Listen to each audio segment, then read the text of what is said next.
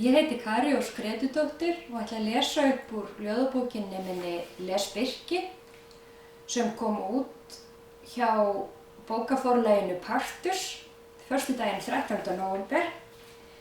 Ég er sjálf að bíða eftir eintaki af bókinni sem ég bý erlendis og þótti mjög ánægjulegt að vera beðin að lesa fyrir rithöfundalestina á Austurlandi. En þetta eru myndræn ljóð og fjalla þrengingar, örvæntingu og von og tímann.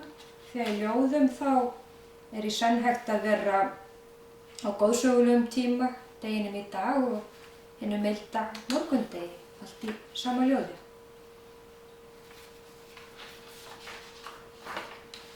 Tréð og kveiki, tróðum, kveikjum, enginn eldur, aðeins reykur.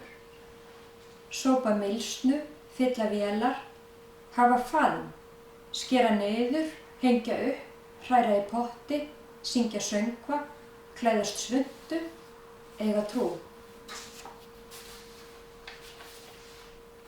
Í vetrargarði stækka mölflugur, sækja í ljós, éta vefna, laka skeljóttum skordýravængjum, leita að glufu, hungrar í trefjar.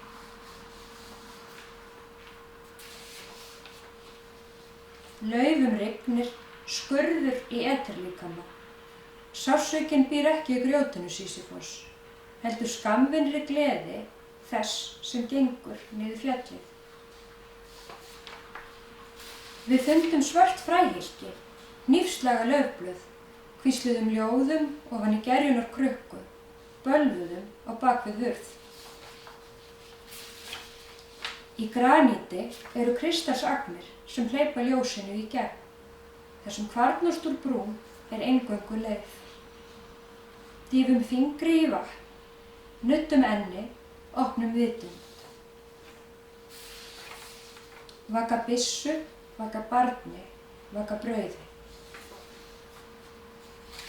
Vil eiga fótlega skó og ásta Maríu. Einhvern sem ég kalla lauk ættarinnar.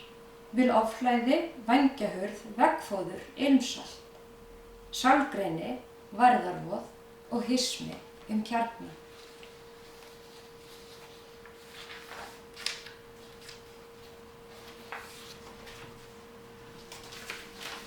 Á næturnar læðist þú inn í grasagarð. Heggur sundir jurtir, þykkblöðunga, kaktusa, leyfir plöntusafa að leka í mold. En haltu niðri andanum, því skömm leysiefni og vittu að örvænting varir ekki lengur en tekur brauð að brjóta sig. Þegar gagnkrafturinn togar í þig, þá röddin reipi. Og í byrjun sumars lesum við Birki, fyllum koddaverin safaríkum laufum. Þú ert ennþá ungt lyng, sofandi risi á mosabreiðum. Hvíldu aðeins lengur á bakvið augnlokin þín bátlaga. Ég skal standa vörð við skógarjaðarinn.